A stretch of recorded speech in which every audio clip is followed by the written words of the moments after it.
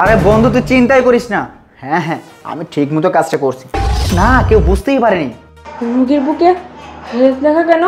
নিশ্চয় এখানে কোনো না কোনো ঝামেলা আছে, আমাকে দেখতেই হবে এখানে কি ঝামেলা। কিন্তু কি করে দেখব? এক কাজ করি, রোগীর হাজব্যান্ডকে বাইরে পাঠাই ওষুধের নাম করে, তারপরে আমি দেখতেছি রোগীর কি সমস্যা। আর ডাক্তার? ডাক্তার আমি বাসায় নিয়ে আসছি, চিকিৎসা করতেছে, সুস্থ হলেই চলে আসবে। আচ্ছা ভাইয়া শুনুন। হ্যাঁ বলুন।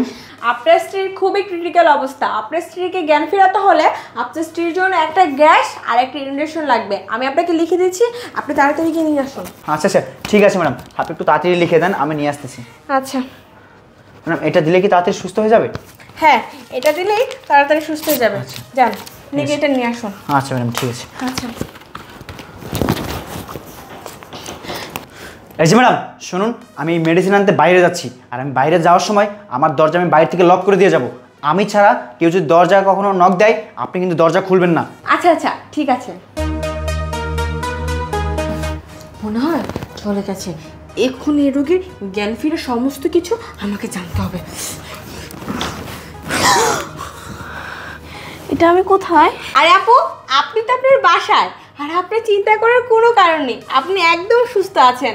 আর আপনি একটু অসুস্থ ছিলেন, আপনার স্বামীকে আমি ওষুধ আনতে পাঠিয়েছি, আর ওষুধ আনলে আপনি আরও একেবারেই সুস্থ হয়ে যাবেন। আরে কোন স্বামী? কিসের স্বামী? আমার তো এখনো বিয়েই হয় নাই, আর আপনি কাকে ওষুধ আনতে পাঠিয়েছেন?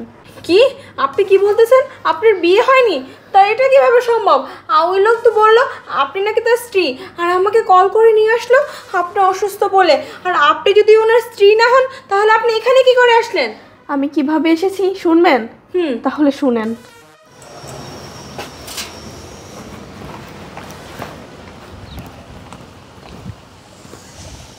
ওর একটা ফোন নেই। হ্যাঁ, কই আছো তুমি? আমি অনেকক্ষণ যাবৎ বাসার নিচে দাঁড়িয়ে আছি, কোনো গাড়ি অথবা রিক্সা কিছুই পাচ্ছি না। তুমি এসে আমাকে নিয়ে যাবা? ও আচ্ছা ঠিক আছে, আসো।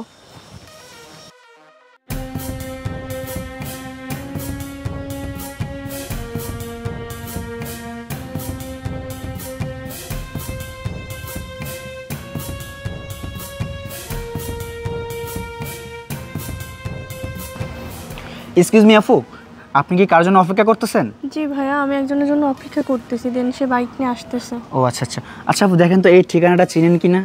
কই, এখানে তো কিছুই নাই। আর একটু ভালো করে দেখেন না আপু। আরে ভাইয়া, আপনি এগুলো কি দিলেন?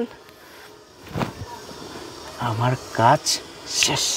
এই তুমি না আমার বউ লাগো। হ্যাঁ, আমি তোমার বউ। আচ্ছা চলো আমরা বাসায় যাই। ও আচ্ছা আচ্ছা, আমি বুঝতে পেরেছি। আমার মনে হচ্ছে ওনারা নিশ্চয় কোনো একটা বড় গ্যাংয়ের সদস্য, আর আপনাকে কিডন্যাপ করেছে অবশ্য পাচার করে দেওয়ার জন্য। আপনি একদম টেনশন করবেন না, আমি যেহেতু এখানে আছি, আমি আপনাকে এখান থেকে যে করে হোক উদ্ধার করব। দেখি তো আসতেছে কিনা।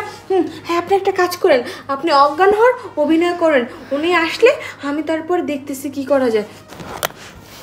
ম্যাডাম এই যে আপনি আমাকে যে মেডিসিন আনতে বলছেন না, সেই মেডিসিন আমি আনছি। আর কি একটা গ্যাসের কথা বলছেন, আমি ফার্মেসিতে জিজ্ঞেস করছি, ওনারা বলছে এই গ্যাস নাকি মুদির দোকানে পাওয়া যায়। আপনি নেন, এটা দিয়ে ওর জ্ঞানটা ফিরান। আরে আপনি কি ডক্টর নাকি? আমি ডক্টর, আমি জানি আপনার স্ত্রীকে জ্ঞান ফেরানোর জন্য কি লাগবে। এইসব দিয়ে আপনার স্ত্রীর জ্ঞান ফিরবে না। আপনার স্ত্রীর জ্ঞান ফেরানোর জন্য ওই গ্যাসটা অনেক জরুরি।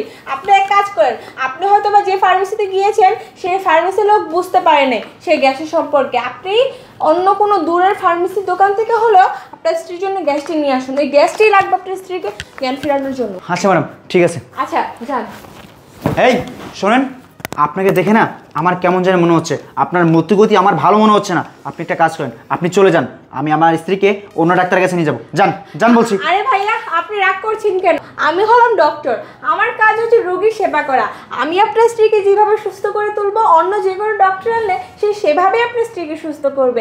আপনি হয়তো বা ওই গ্যাসটি সম্পর্কে বুঝতে পারেননি। যাই হোক, আপনাকে আর কষ্ট করে তাহলে আর যাওয়া লাগবে না। আমি আমার হসপিটালে কল করে যে কোনো একজনকে দিয়ে যেতে বলতেছি গ্যাসটা। ঠিক আছে ম্যাম, একটু তাড়াতাড়ি বলেন। আচ্ছা।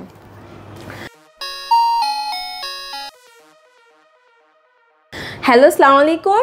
ওয়ালাইকুম আসসালাম, কে বলছেন? আমি মিস সোনালি বলতেছি, ডক্টর। হ্যাঁ, কি সাহায্য করতে পারি আপনার?